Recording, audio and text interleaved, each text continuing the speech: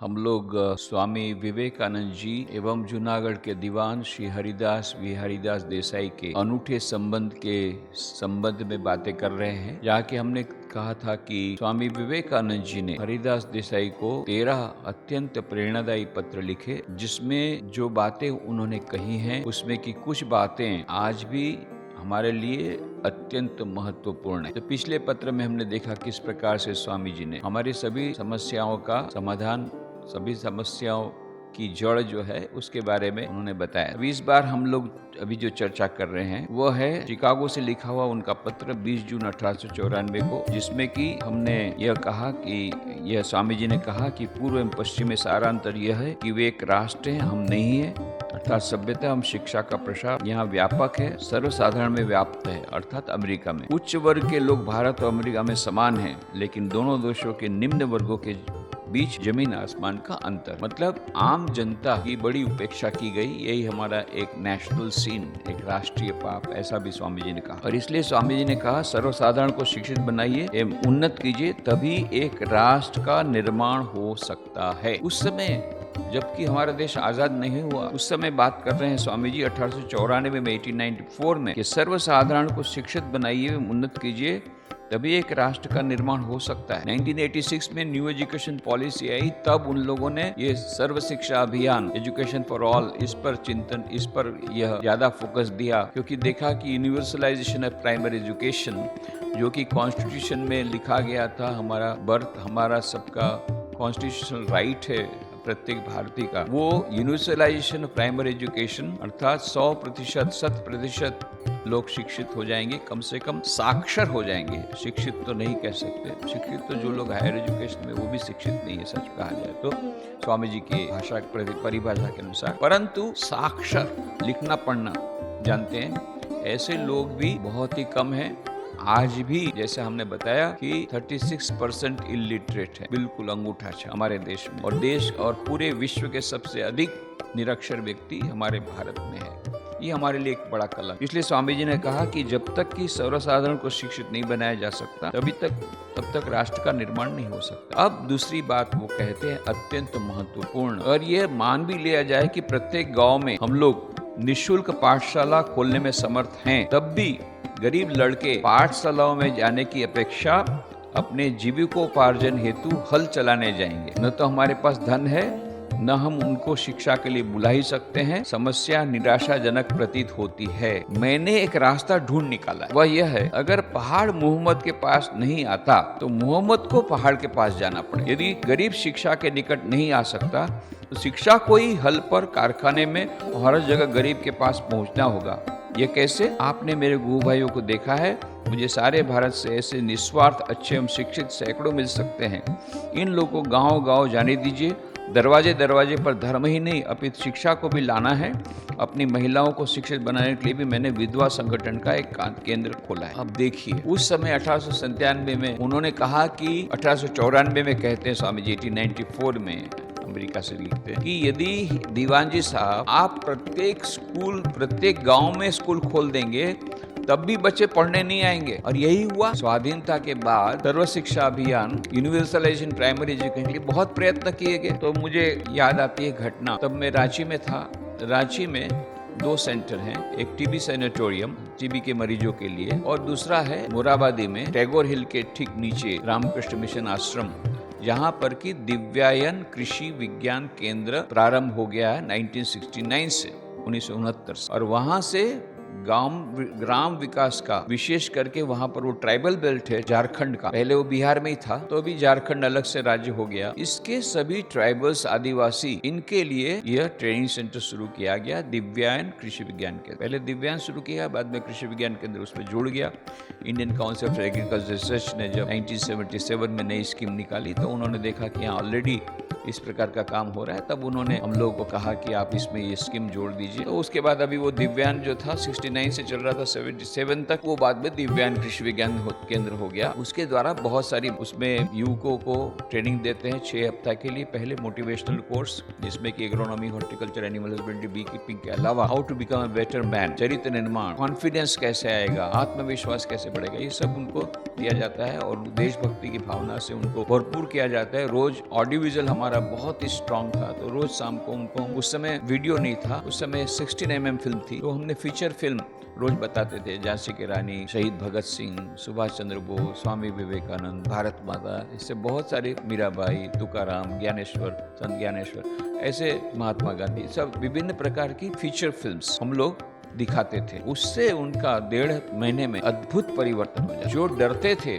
गाड़ी को देख करके दौड़ते थे, ऐसे जैसे जानवर लोग गाड़ी को देख करके कैसे उनके जब आवाज को सुन करके ऐसा घबरा करके भागते हैं, ऐसे ही ये ट्राइबल, उन्होंने कभी गाड़ी देखी नहीं थी, कार देखी नहीं थी, तो कार का इंजन घर घर करके आता था या ट्रैक्टर आता था तो इतने डर जाते थे, भागते थे जानवर के समान, एकदम जानवर जैसा जीवन जीते थे। ये लोग जब आते थे उनका कॉन्फिडेंस लेवल 0 था, और उसके बाद में 1.5 महीने में ऐसा कॉन्फिडेंस कि कोई मिनिस्टर आता था विजिट के लिए तो उनके साथ डायरेक्टली उनके साथ भिड़ जाते थे कि आपने ये सब स्कीम वगैरह कहा, हमारे गांव में अभी तक आया नहीं, पंप आया नहीं है, और आप बड़ी बड़ी बातें बोलते। मिनिस्टर के साथ ट्राइबल युवक भिड़ जाते, क्या कॉन्फिडेंस लेवल बढ़ जाता 1.5 महीने। जब आते थे तब बहुत रोते थे क्योंकि वो गांव से कभी बाहर गए ही नहीं थे। अब उनको समझा बुझा करके लाए, संपूर्ण रामायण वहाँ पर फिल्म ले जाते थे हम लोग, और वहाँ तो इलेक्ट्रिसिटी तो थी नहीं, आज भी नहीं, तो उस समय की 1980 की मैं बात बोल रहा हूँ, आज से 40 साल पहले तो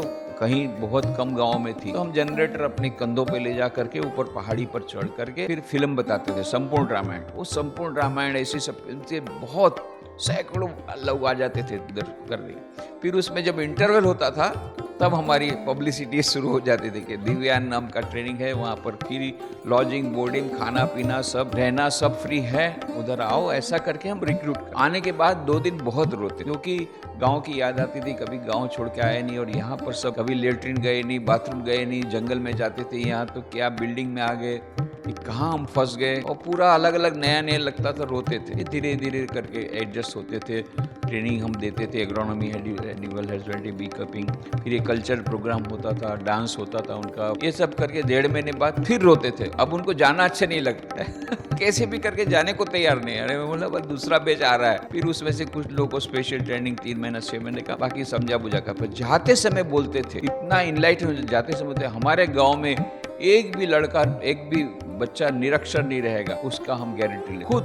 खुद भी तो इलिटरेट है, पर यहाँ जाकर के न्यू लिटरेट है या इलिटरेट है, वो यहाँ आकर के इतना उसको मोटिवेशन मिला। फिर उसको हम लोग स्लेट, पेंसिल ये सब देते थे, कुछ किताबें देते थे, वो लेकर के, और केरोसिन लैंप देते थे, और केरोसिन का पैसा उनको अपने गांव वालों से लेना है ताकि वो उनको लगे कि ये स्कूल हमारी है। और छोटा सा किसी भी हॉल में, कोई जो स्कूल हो उसका एक हॉल, वो लोग शाम को 1 घंटा 2 घंटा नाइट स्कूल चलाते थे। ऐसे नाइट स्कूल हम लोगों ने शुरू कर दिया, और ये नाइट स्कूल में कोई फिक्स सिलेबस नहीं था, जो उनको इमीडिएटली जरूर है उसी प्रकार की किताब पढ़ाते थे, और लिखना पढ़ना सिखाते, लिखना और पढ़ना, और साथ साथ में ऐसा नॉलेज देना जो प्रैक्टिकली उनको इम्पोर्टेंट है, जैसे कुछ खेती बाड़ी का ज्ञान, कुछ आसपास के वस्तुओं का ज्ञान, ऐसा हम लोग सिखाते थे। और ये हमारे जितने हमारे एक्सट्रेनी, ऐसे पहले 36 था, अभी 74 हो गया। और ये फिर बाद में विवेकानंद सेवा संघ लोग क्लब शुरू कर दिए।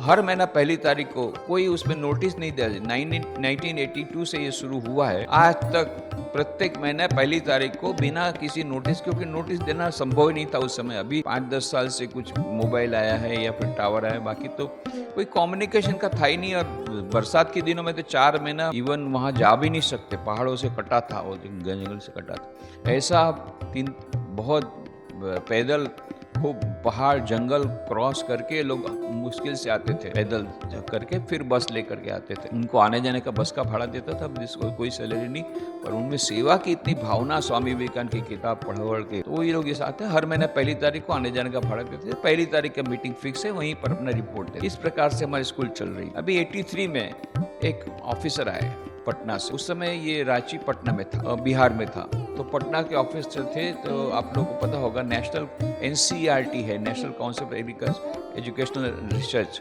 उसी प्रकार का SCERT है, state council for educational research. ये नेशनल काउंसिल वो पूरे देश में एक है, उसकी जो प्रत्येक राज्य में स्टेट काउंसिल है। तो बिहार के जो स्टेट काउंसिल के जो SCERT पटना के जो सबसे बड़े ऑफिसर, ये मिस्टर श्रीवास्तव, वो आए थे, नाम भी मेरे को याद है। तो ये आकर के मेरे को बोले कि स्वामी जी अब थोड़ा सा आपसे, उस समय तो मेरा संन्यास दीक्षा भी नहीं होता, ब्रह्मचारी वाइट ड्रेस, बोले हम आपसे थोड़ा बात करना चाहते। चलो, बोले देखिए हम लोगों के पूरा मेरे को डिटेल्स बता रहे हैं। देखो, ये हमारे भारत सरकार ने कॉन्स्टिट्यूशन में लिखा था 1947 में स्वाधीनता के अवसर पर यूनिवर्सलाइजेशन ऑफ प्राइमरी एजुकेशन, कि सबको, प्रत्येक नागरिक को कम से कम वो साक्षर हो जाएंगे।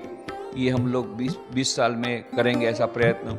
ऐसा करने के बावजूद भी आज इतने साल भी बाद भी नहीं हो पाया है। तो सरकार ने सोचा है नई स्कीम निकाली। क्या scheme? CAPE, comprehensive access to primary education. ये स्कीम क्या है?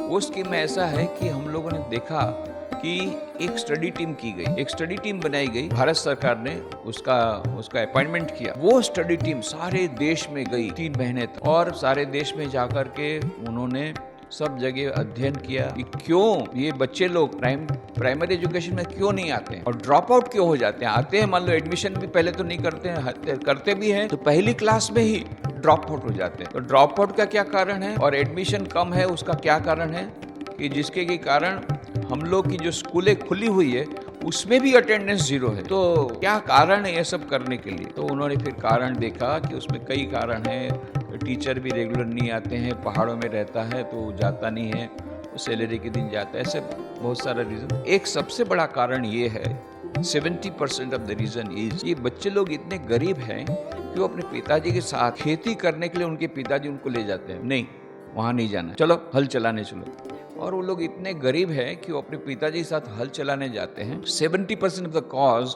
Is because of economic poor condition that this drop out is there. ये कैसे पता पड़ा? स्टडी टीम बनाई गई, बहुत बड़ी, सारे देश में भेजी गई, ऐसा करके डाटा लिया गया, फिर उसमें उसको एनालिसिस किया गया।